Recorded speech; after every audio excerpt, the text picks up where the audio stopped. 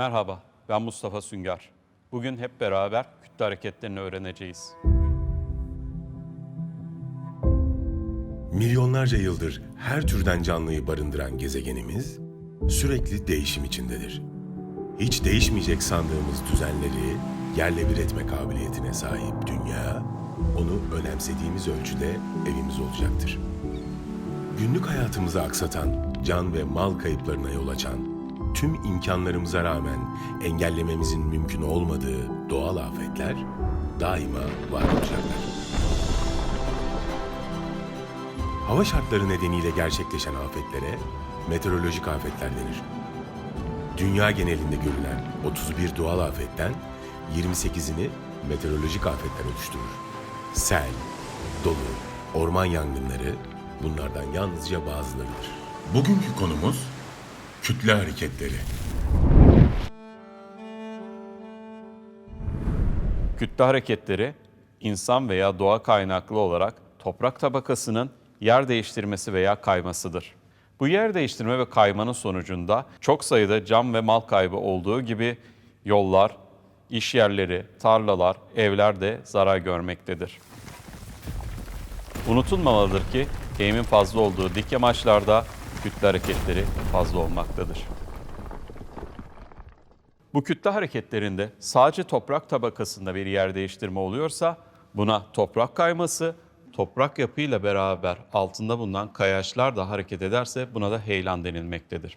Heyelanı birazcık daha incelersek bir tepenin, bir yamacın üzerindeki toprak yapı ve altındaki kayaçlar, molozlar ve benzeri yapıların yer çekiminin de etkisiyle hareket ederek aşağıya doğru kayması heyelanı oluşturmaktadır.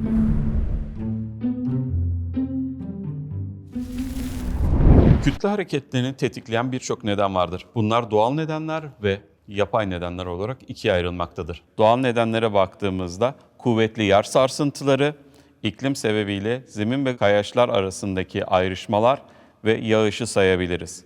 Yapay nedenler insan faaliyetleri ve şevlerdir. Peki şev nedir? Eğimli yüzeylere şev denilmektedir. Şevler doğal veya insan kaynaklı olabilir. Örneğin barajlardaki baraj havzalarında oluşturulan yapılar, eğimli yüzeyler şevlere örnek olarak verilebilir. Duraylılık bir cismin veya kütlenin konumunu ve pozisyonunu koruduğu haldir. Şevi oluşturan yapının şev boyunca yerçekiminin etkisiyle hareket edip kayması ise şev duraysızlığıdır.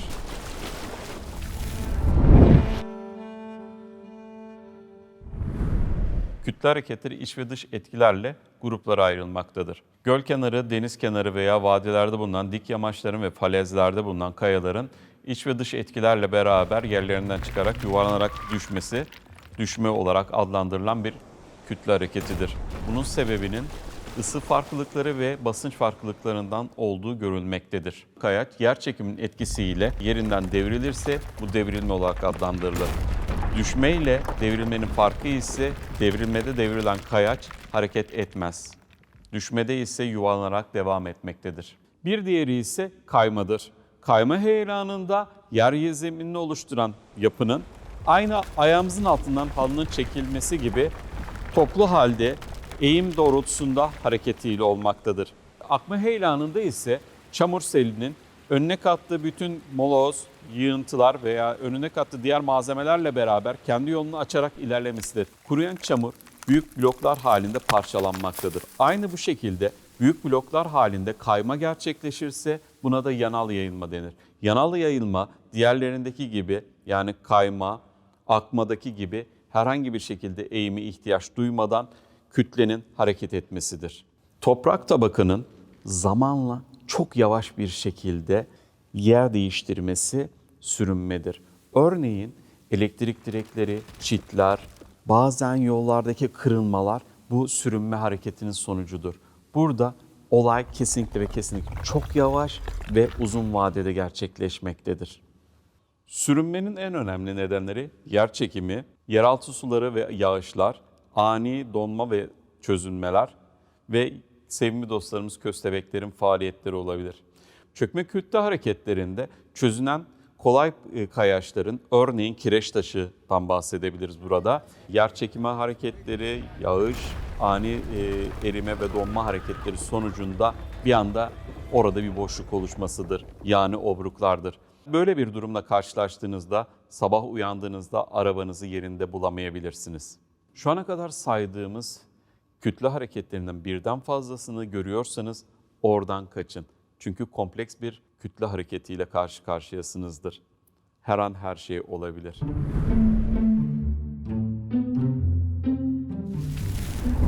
Bulunduğumuz yerde heyelanın olup olmayacağını anlamamız için şuna bakmamız lazım.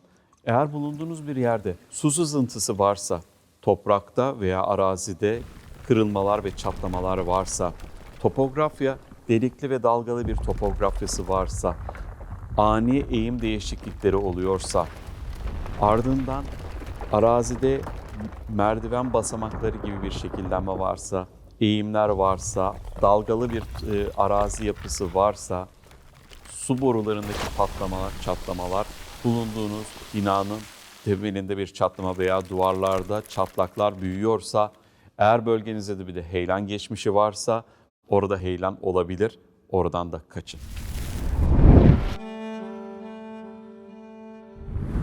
Riskli bölgenin haritalarının çıkartılması ve belgelendirilmesi önemlidir.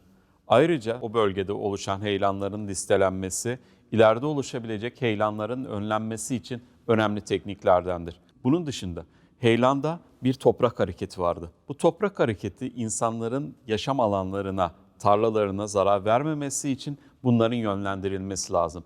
Bu hareketi yönlendirmek için duvarlar yapılabilir, sekiler yapabilir veya helikopterlerle kontrollü yıkımlar yapılarak heyelanların kontrol edilmesi sağlanabilir.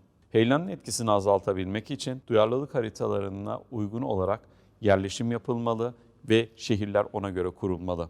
Bunun dışında inşaat faaliyetleri uygun şekilde yapılmalı. Şevler, dik yamaçlar ıslah edilmeli. Doğal drenaja zarar verildiği için alternatif drenaj kanalları oluşturularak biyoteknolojiden yararlanarak suyun akıp gitmesi için yeni bir drenaj yapısı oluşturulmalı. Ve son olarak izleme ve değerlendirme yaparak ileriye dönük önleme çalışması yapabiliriz. Her geçen gün dünyamızda heyelanlar artmakta. Çarpık kentleşme ve kontrolsüz arazi kullanımı ve ayrıca son zamanlarda küresel ısınmanın da etkisiyle beraber olan yağışlardaki artışlar ve ormanların yok olması heyelanların etkisini daha çok arttırmaktadır.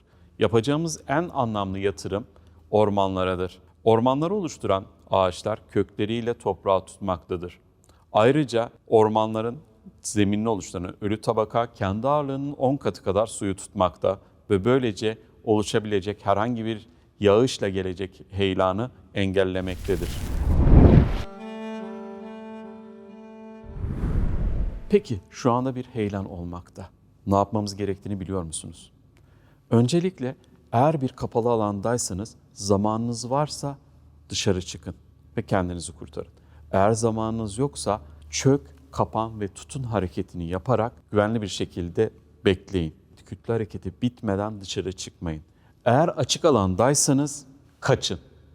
Kaçacak vaktiniz yoksa veya durumunuz yoksa heyelanın hareket ettiği yönde bulunmayın, oradan uzaklaşın. Çevrenizdekileri heyelana karşı uyarın.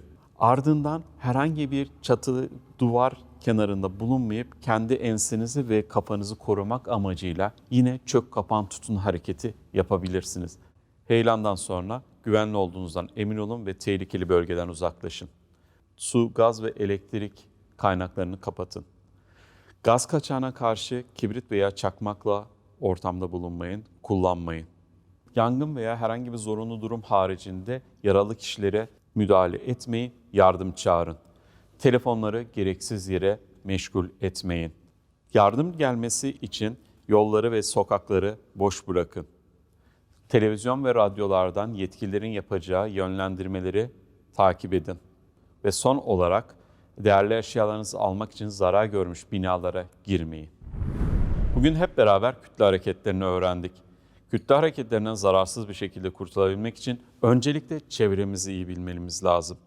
Ardından sırasında ve sonrasında yapılacak hareketleri bilerek hem kendimizi hem de çevremizdekileri korumuş oluruz. Teşekkürler. Kızılay'la eğitim daha güzel. Dünyanın doğal değişimi her zaman devam edecek. Afetler yaşamlarımızın bir parçası olmayı sürdürecekler.